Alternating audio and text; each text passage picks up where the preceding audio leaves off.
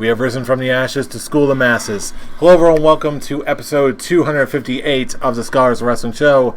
I'm your man behind the microphone, Scholar Jeff. To my right is the current reigning, defending Scholars of Wrestling heavyweight champion, Scholar Tarek. What's going on tonight, sir?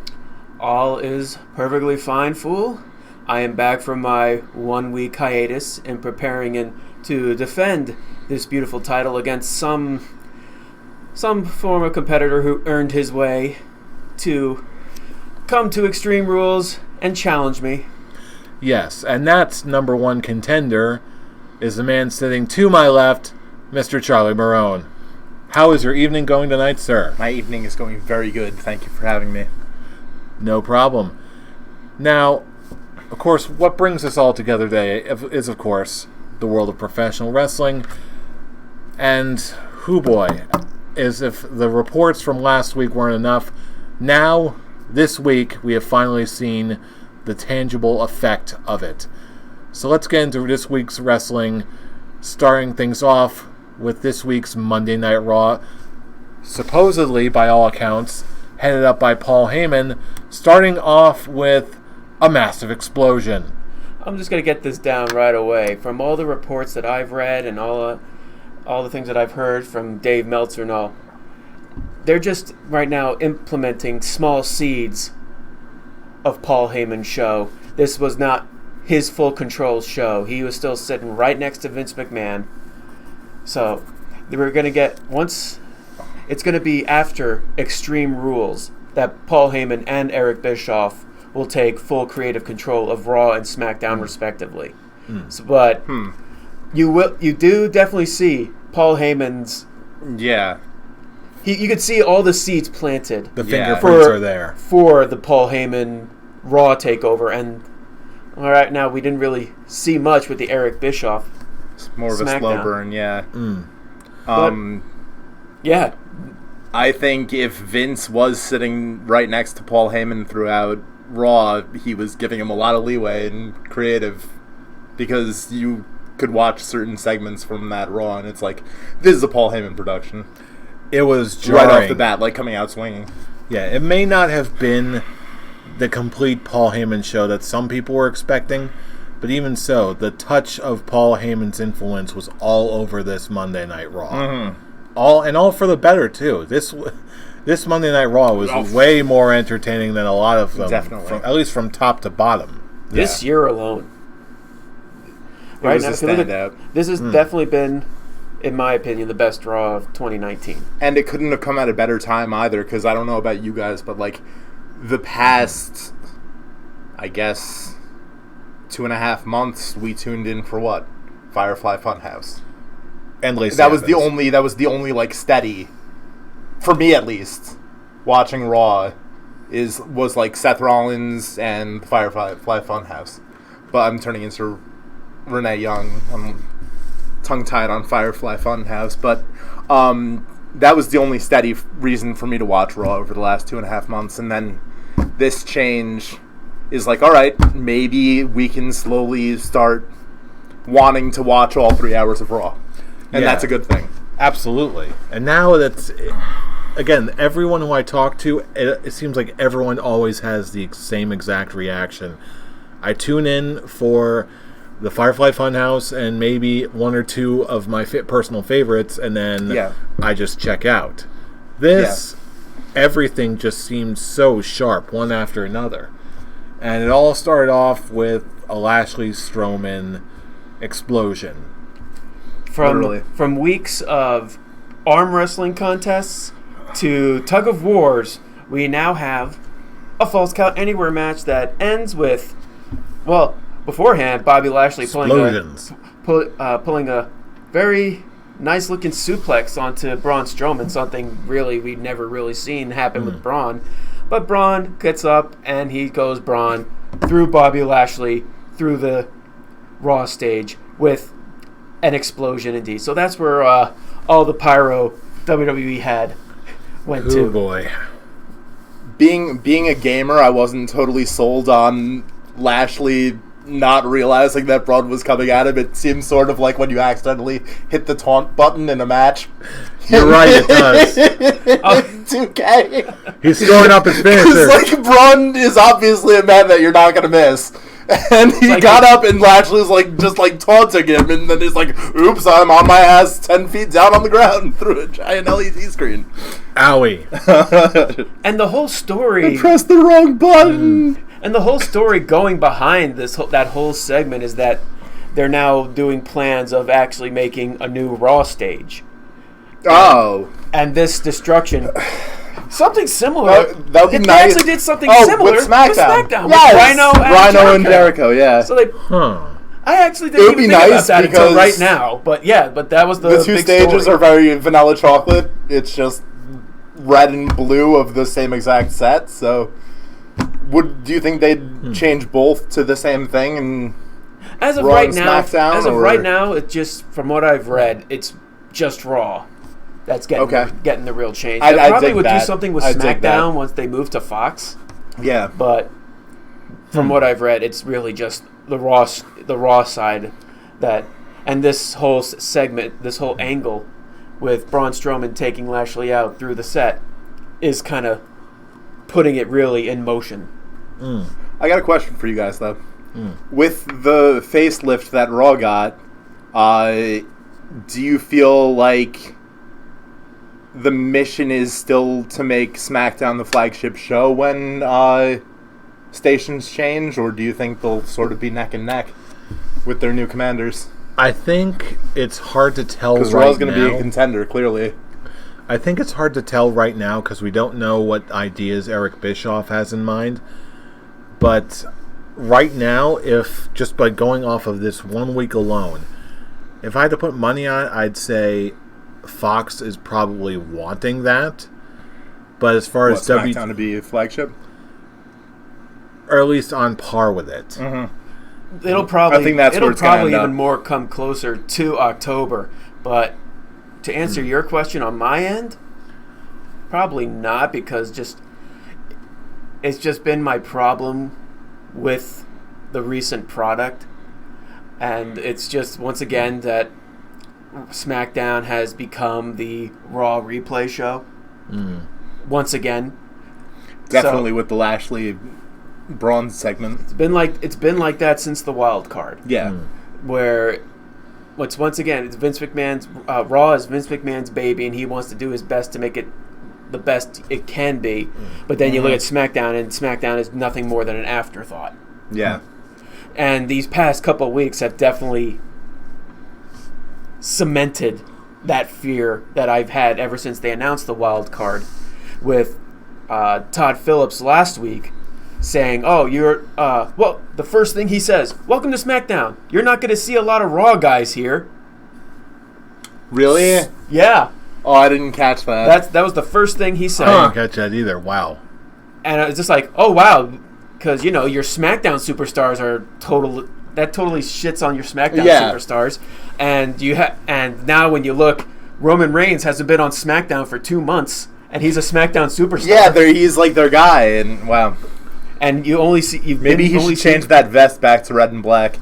And the first thing they talked about on this week's SmackDown was, granted, Let's show Braun and Lashley 5 times. Granted, when you first show it, it's kind of like, okay, I kind of see why they're talking about it, because it's such a huge moment. But yeah, as you said, they replayed it like 5 times. Yeah, but when Big Show chokeslammed Cena into like that skylight, did they show it on? They might have shown it on like the pre-Raw package, but they didn't go the whole week nonstop talking about it.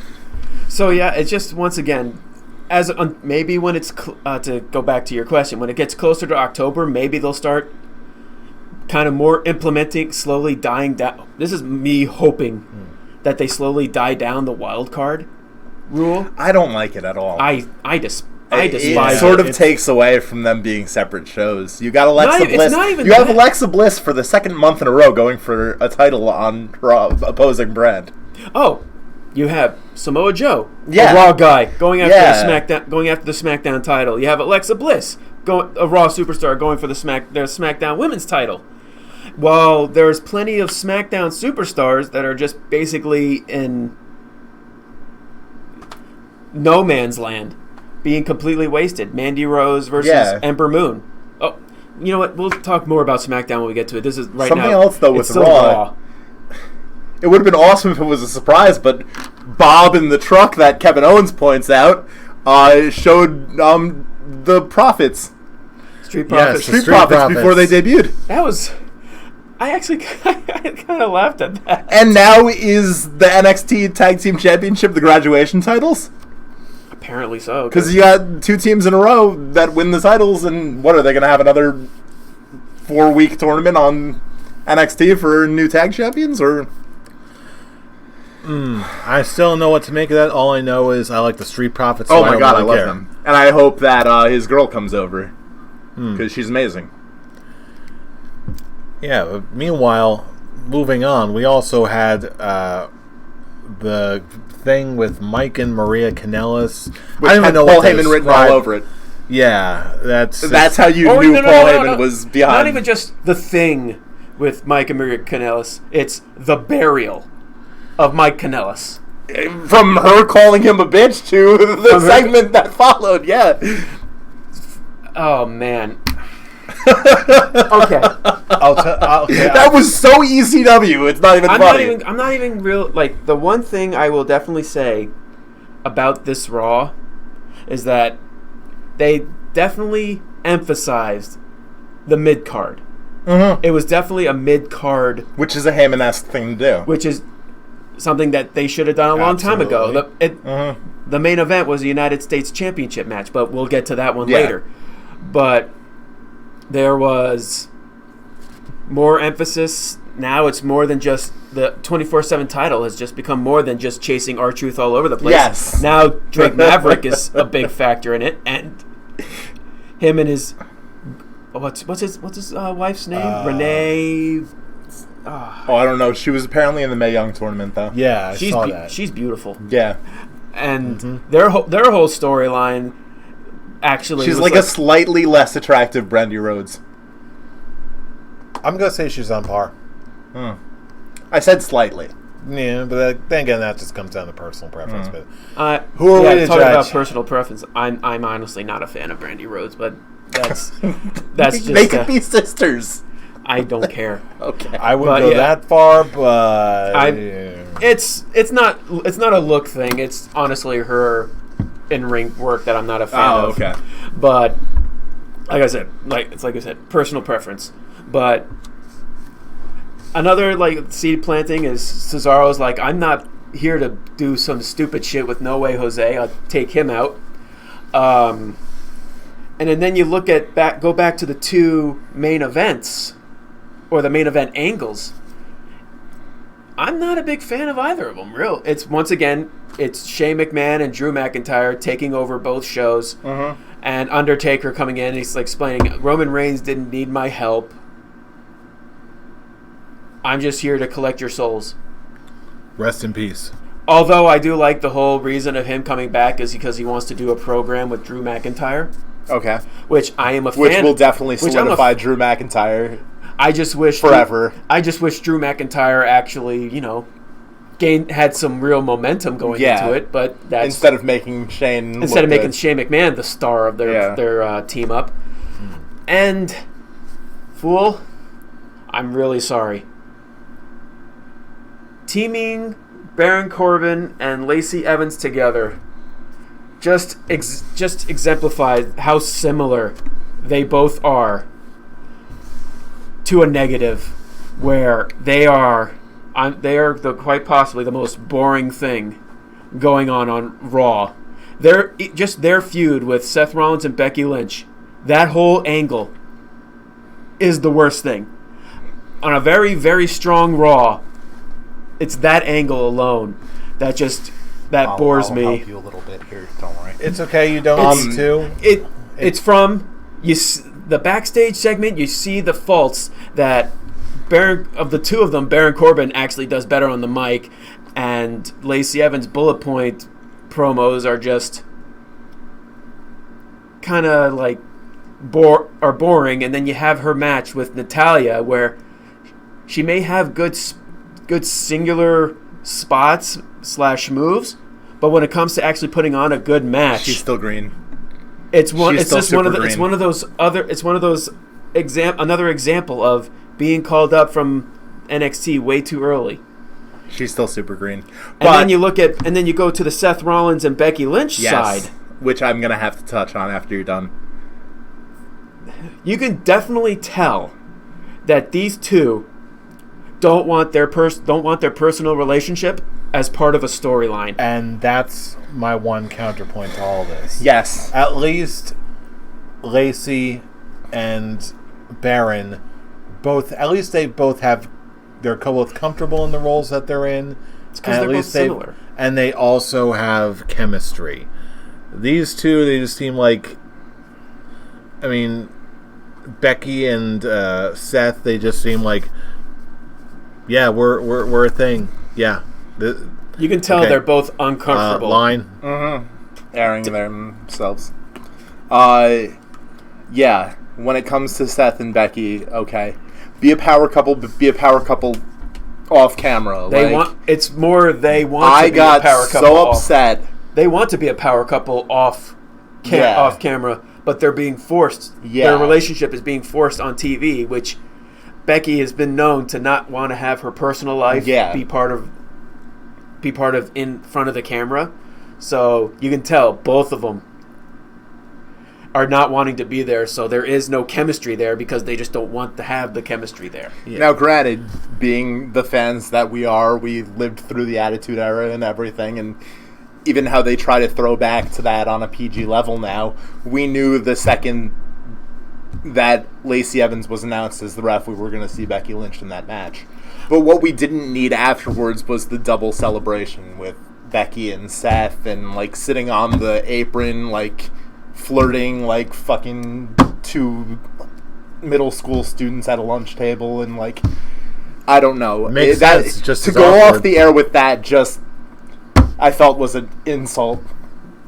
To go off to play out a pay-per-view like that, I don't know. Be the power couple off camera. It made me not like. Since I wasn't on the Stomping Grounds review, they have to agree to it for it to be on camera, for their personal stuff to be on camera. So it isn't totally the company forcing them to do it. Since I wasn't on the Stomping Grounds review, so my personal response was when Lacey Evans was revealed as the special guest referee. I was just like, why didn't I not see this coming? Why did none of us see that coming? Why didn't I see it coming? All of the people since. The month, I thought it was going to be Heyman. The month build beforehand was them just talking about how Seth and Becky were a couple. They were throwing that shit all over Raw. Mm-hmm. Becky Lynch and her boyfriend, Seth Rollins. Mm-hmm. I would say Seth Rollins and his girl. No, that's always back to, here is Becky Lynch's boyfriend, Seth Rollins. Becky Lynch with her celebrating with her boyfriend, Seth Rollins. Becky Lynch talking backstage with her boyfriend, Seth Rollins, which I even said on the prediction show, they're like pushing Seth Rollins aside. It's like, oh, Becky Lynch is really the star. You know Becky's going to end up like on the cover of 2K20. Oh, she is. Mm-hmm. No doubt. And with like an insulting interface changeable cover of Seth Rollins. It's just now. I'm the default cover. Yeah. This whole storyline between both Baron Corbin, Seth Rollins, and Becky Lynch and Lacey Evans, it's now reached that point with, why do we even bother? If they were going to keep these feuds going, don't have them lose. Both contenders lose in such dominating fashions to a point where the only way I can ever see Lacey Evans winning a women's title is if they pull a Sheamus and have her win in a tables match. Mm-hmm. But you know what? It's this whole clause that's making me think something crazy could happen. It's not the Attitude Era anymore. Yeah, it's the Paul Heyman era. It is, but I don't... All I'm saying is I still have reasonable doubt. That's all I'm saying. Yeah, and look what that's got you. Yes, it's got me two Scholars of Wrestling Championships. He's not the one that he's not the one that has to worry about predictions for this event. Very true. However, if there's I hope there's at least one thing that we can all agree on this Monday Night Raw. heel AJ Styles and the club reuniting, actually becoming a Fantastic. faction again. It's nice to see that Raw actually has main event level heels. That is not Shane McMahon. And there it is. When you look at the entire heels in WWE, the only real main event level guy is Shane McMahon. The rest are really mid card level, to where when you look at them face, like, let's say with Kofi Kingston or Seth Rollins, my biggest argument is like, yeah, I would love to see them going, but I don't see the heels winning because the heels in WWE are booked so poorly, piss poorly. So it takes any believability away from it. At least now, AJ Styles, WWE champion, one of their biggest names, who now turned heel and now reformed the club, who just now signed a new deal. Yes. We just don't know the details of it yet. I saw that. Which They said it When was it a comes rather to- lengthy extension, is what I'm hearing. when it comes to early signing reports. a multi-year deal, don't announce you're pregnant after you sign the deal, or else you'll get the repercussions of having your husband get completely buried by them. That was apparently boy. the whole explanation on why the whole burial happened, because after they signed that 5-year deal, that's $500,000. It's like, oh, by the way. I'm not going to be on 9 TV. months of this. Oh, by if the not way, longer. I'm pregnant again, so Yeah. I'm not going to be on A TV year again. of this contract won't be. So fulfilled. yeah, you can tell WWE management got pretty pissed off wow. not finding out about this. So yeah, they're At least they turned it into a Paul Heyman-esque thing, though. now it's just the question on if are they really going to do anything about this? About that, I heard a really nasty rumor about this whole angle that they're gonna turn it into a cuckoldry angle. What? Yeah, Wow. Wait, Just- say that again? they're gonna turn it into a cuckoldry angle. That hence all the talk about maybe I need to make Becky Lynch make me pregnant again. I hope not, but you know what? It's so stupid that I think Paul Heyman might actually do it. Yeah. No. This is what I wanted. Like they have the But whole it's mystery. such good shit. They have the whole mystery on who impregnated Maria Kanellis, since Oh, she's boy. not. She's insinuating that it wasn't Mike. Hornswoggle. No. And then the His moment name is Swoggle now. No. The moment comes when she actually delivers, and it's a hand. Oh, my God. That's one another person was joking about too. But you know what? I read that online. I I'm like, I actually had want to to bring it. see it. I do. I want them to bring it back, Mae Young's hand. No, not really. Oh boy. But And then it the got a hand, good. It and got then a the good hand laugh. shows up again. And it's Like like, an old hand. oh, Hi, I'm the hand. With this, and he just has one of those pipes. I loved to get away from this silly nonsense and back onto AJ Styles and the club. I loved Anderson. I'll put my hot Asian wife on the line. What does it say about me that I actually And stopped then for a AJ second? Styles piggybacking off it is like, I'm not going to forget your hot Asian wife. The I funniest was part like, is, wait, are they actually going with this? Like, oh, well, it wait. doesn't matter because well, one thing, it's kind of funny because AJ Styles won at first. Yeah. Hopefully they Which bring. was another Heyman-esque thing to do. Okay, I will say this. Tell me that wasn't ruthless aggression era stuff. No, It was. it wasn't. It was. It was Having another the fake win. It was another attempt to them to not have match during commercials. Oh, really? That's their whole angle now. Why do you think they have these 2 out of 3 I falls? felt it was throwback-ish. No, why do you think they have these 2 out of 3 falls? Why do you think they have these moments where they have to restart matches? Mm-hmm. The whole rule is now that that Vince McMahon pitched 3 weeks ago, less than a month ago, is that he doesn't want wrestling during commercials. So everything that happens is an angle that they do to try and get wrestling not on commercial breaks. You That take must two. suck going to events now. And that's exactly why I don't want to go to like Monday Night That's Raws anymore. That is their big angle. So that's really dumb. it felt like a ruthless aggression Like angle to you. their live attendance isn't suffering enough already. What they get is like random promos from like Dana Brooke or on SmackDown's wise Buddy Murphy, which that's just sad since we haven't seen him yet. So I don't know if you guys touched on this on the Stomping Grounds review, but did you talk about the tarp? No, but yeah, there's been a lot of tarping off if you're not on the hard camera side. Yeah. Well, that's what happens when you don't sell. But to have a pay-per-view whole section be tarped off, that's not good. With AEW on the rise. That's why they're bringing in Heyman and Bischoff. That's not good. Yeah, well, yeah, it's a... That's the whole surefire signal that Vince is, like, it's secretly crapping himself in the back with AEW. So, shit, what was I saying? All in all, like, that is actually that's one of my hugest problem with WWE nowadays. The whole, any way possible to not have matches in between commercial breaks is pathetic. Yeah, it was like a special thing about SmackDown for a while that they would show wrestling. Oh, that's the only time when they still do that. That's the only time when they have, because they have the little screens. That's the only time when they show matches. But when they have full matches during commercials is when they have this only on SmackDown. But they actually have ways to work around it. And and this whole thing is possibly the worst option they can go with. It's putting like E-list wrestlers in promos during the not even just that, just like having 2 out of 3 falls and have the first and second fall happen like literally minutes off each other. Hence, that's what happened with Miz and Elias this week, which it was the same story last week. Distracting. If you're gonna have a 2 out of 3 falls match, have it go for longer than 15 minutes. That's all I'm saying about that match.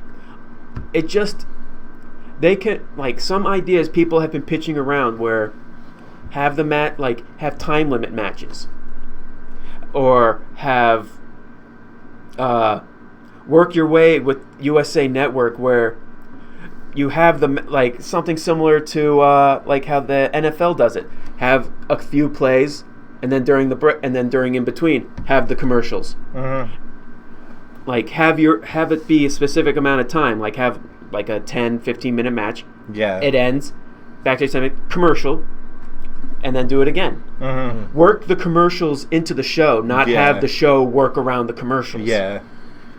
But yeah, that's been my problem with WWE nowadays. You could just see them trying to be working their way around it, but it's the same damn formula that they've been doing for 3 weeks, and it's already old, it's already tired, it's already stupid. Yeah, usually in trial and error, when you think of something new to. And it's just been nonstop error.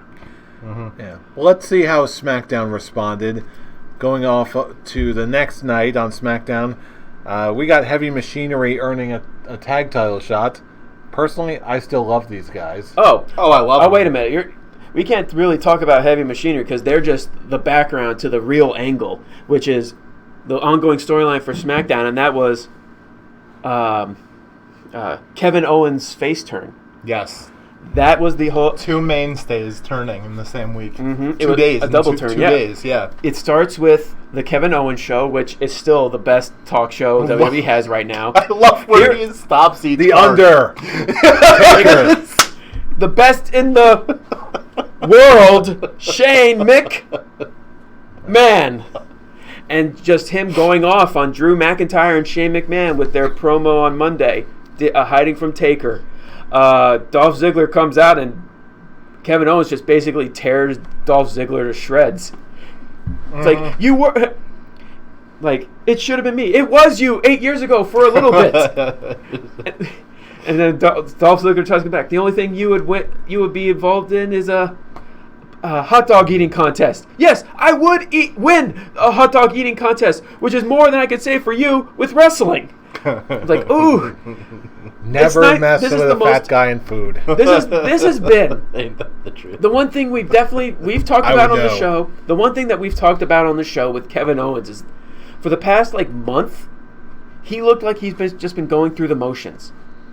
This has been the most actual character that I've seen from Kevin Owens, And now it leads to Shane McMahon putting them together in a tag team against Heavy Machinery, and the winner goes into the tag team title match at Extreme Rules between New Day and the Planeteers. That's actually what they're calling themselves. So, I want Rowan to come at Extreme Rules with a Captain Planet shirt. That's all I need to say. Captain Planet, that's not a metal band. To touch on Kevin Owens. Don Cheadle's Captain Planet. Reports are saying that he's been going through a lot of like self-confidence issues lately, and like what he can do in the ring, and like what he's been taken away from like TV time wise, and he's like just getting over that now. So well, this whole thing is now it's showing, but now it's back to where they were trying to go with him in the first place, because they brought him back as a face. But since Daniel Bryan got injured and they didn't have any real top heels for SmackDown, that's why they turned him.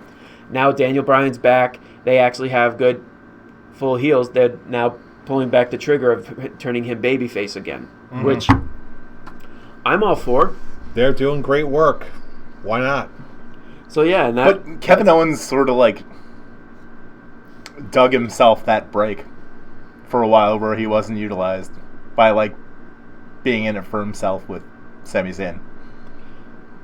But then they won. It triggered because they turned Sami Zayn being in it for himself into an amazing character. So, and now we don't know where he is. Yeah, he's off into the void. Which you can say this week. You can say. I'm now going back to my little rant on back to me hating the wild card. It's back to a lot of the wrestlers being back into the void, the SmackDown wrestlers being back into the void, to focus more on, again, Shane McMahon. I will say for this 1 week, the wild card wasn't really that strong in effect. The only reason hopefully Heyman's the wild card to like push the only reason the wild card stuff was just because Kofi Kingston, the New Day was on Raw because Kofi Kingston's fighting Samoa Joe, and Samoa Joe gave Kofi his first official loss since March, which in a was manner most awesome, I might add. And now and then Alexa Bliss and Nikki Cross are getting involved with SmackDown because Alexa Bliss is going after Bayley's SmackDown Women's title. Makes sense. And Drew McIntyre Raw guys with Shane McMahon. That's just because. It's once again just underutilizing the talent that SmackDown has. The biggest one that I noticed was, where's Finn Balor and Shinsuke Nakamura?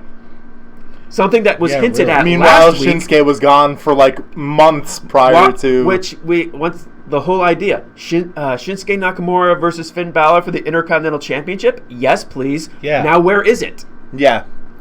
We were talking about that before you got here. Yeah, like, before we start it's going to be recording. SummerSlam. Build. Okay. At least Unless they put it in some silly gimmick At least they have week. time. At least they have time to build it. People are already saying just have Shinsuke win it and have Finn Balor go to join the club. Oh, that would be a wet dream come true, but it's because they're really not doing anything with him, especially being Intercontinental Champion. Not yet. But again, I was talking with Charlie about this before that we start recording, but again, I will save those thoughts for next month when we roll along. We'll see what happens. And the only real hints of possible Bischoff is a possible character change for Shelton Benjamin. Yeah. That was just weird. Eye movement. That's really it. I mean, everything else character-wise has been more something that's been happening before. Ali, his promos, which are actually really I was going to touch on that. How do you guys feel about his vignettes? I love them. I dig it. Aleister Black needs to come out of his void and actually have a match. Was he on this? Was there any... Mm-hmm. He was. He responded to the saying, door knocking. Which no one was there, so someone ding-dong ditched him. And now he's now challenging whoever knocked on his door to a match at Extreme Rules. There's rumors that it's Cesaro. Right now... that would be... It's only rumors. Which I told you, I texted you, I'm like, don't go with your heart on Extreme Rules. That's the thing. It was only rumors that was Cesaro. But now, They still don't know. That's why they're keeping this storyline him being in the Void going. Okay, well, let's clear But any... it's now... Let's clear any thought that it could be Bray. It's not. Yeah, no. It can't be. Because now with the disappearance of Firefly Funhouse, it's going to be a SummerSlam thing, or... Oh, it's probably going to happen. You know? There's a whole thing that Bray Wyatt debuted July 8th, which is this Monday. Okay. So...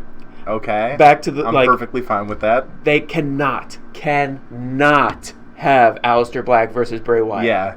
Although Aleister Black is one of the pitched feuds for the biggest Bray's return. Like, the biggest part of it is you can't have... Both guys cannot afford to lose. Yeah. His first feud back and Aleister Black's first feud, Singles period. Feud, it's period. too soon. Yeah. It's too soon. But anyway, no matter how you slice it, there's still plenty of exciting things on the horizon. Exciting feuds, exciting matches. Hey, it's all looking up. And we still have one more week to go until Extreme Rules. So, as far as I'm concerned, hey, anything can still happen. So anyway, you've already heard what we think. Now it's the time in the show where we turn it over to you, our listening audience. Oh, you didn't do Raw versus SmackDown Live? Yes, I did, because I'm a dope. Raw vs. SmackDown Live. I know what I think. What do you think? I'm only choosing Raw because it's still the argument that SmackDown is the Raw replay show. There is no SmackDown. SmackDown. It's not its own brand anymore, and that's the heartbreak of it, and that's why I hope when Paul Heyman and Eric Bischoff take full creative control of these shows, they ditch the wild card rule. They kind of, if Heyman anything, sort of please do. If anything, seems to extinguish it a little bit. Do a new draft. But that's sort of the night after Raw. Not so But much this a is draft, kind of the thing but where like and the you don't really. It's kind of hard to tell who's really where now. Yeah. It kind of it's basically now that these two guys have full creative control, restart from scratch. That's what I'm proposing. They're probably not going to do it because anything we propose they don't do. Although to Lacey be fair, Evans does not win the title at Extreme Rules. Although to be fair, this is a little off top. It's a little off topic, not sort of. Months while they were still showing Firefly Funhouse episodes, Dave and I were talking about once these things are over, have the puppets show up in backstage segments. And that's been happening. And it's been happening, which is awesome. So as soon as they showed the first one with Abby the Witch and Mercy the Buzzard, I'm just like, I go and text Dave, oh my God, they're actually doing it! They're actually doing it! Wow, we play, like... Never mind what I said, Lacey Evans can win the title next Sunday. She's not going to. It's a shame that, like, they'll be obsolete once he debuts, though. I don't think they're going to be obsolete. They can still use them in promos. They can still cut more Firefly Funhouse skits, which they probably will. Well, hopefully. I don't know. Bray only wanted to do 9, or 9 episodes, 8 skits, because one of them was just the intro. I really hope some of these fan theories are true, but I don't know. But I still think it's a possibility. I just honestly, I could probably just still see them just showing up at random backstage segments. There's like fan theories that he's been in solitary confinement this whole time. Mm-hmm. And like this is all just like purgatory or something. Yeah, that's that I have heard. I've heard that too. Come on, it's one of the biggest things that we watched wrestling for. A Raw or SmackDown starts off with Bray on a couch with Dr. Shelby. No, if anything, Dr. Shelby is going on the couch. As fun as an interesting, fun of an idea as that is, no, I don't think they'll do that. Or him pulling a Eugene, and this whole thing has been a dream. Oh yeah. When Eugene went to Independence, he did a vignette that the whole Eugene character was a dream. His first Independence signing. Okay, that really doesn't count. It really doesn't count. So what do you think was the stronger show overall, Raw or SmackDown? It was like I said. It's like I said. It was Raw because there is no SmackDown. SmackDown is Raw replay, and that's what hurts it. Yeah. There was still good stuff on it. I will when it comes Yeah, you to can't wrestling. take away from you can't a take away some of mainstay it. turning. It's You can't Not take at all. away from what was shown on the show, but the fact that it's still the main focus points were stuff that happened on Raw hurts it. Yeah, I still felt that Raw especially was the much more stronger show, just because it was entertaining from top to bottom, as a wrestling show should be. And it's tough to do on a 3-hour show. I don't know how they pull it off. Anything. And his first time at bat. Yeah, and yeah, just I loved Monday Night Raw. It actually felt like appointment viewing for once. Was it real? Mm-hmm. Wasn't his first time at bat? It was. He was No, at his return. Okay, I'm gonna pull a Doug reference. You remember that episode of Doug where he was with when Porkchop disappeared and he was with Skeeter. He heard Patty call, and that scene of Patty wrapping his arms around him. Thank you for teaching me how to play beat ball. Vince McMahon was Patty. Oh, Paul geez. Heyman was Doug. He was holding It was holding quite a his bat. visual. That works. I try my best to make these analogies work. And they do.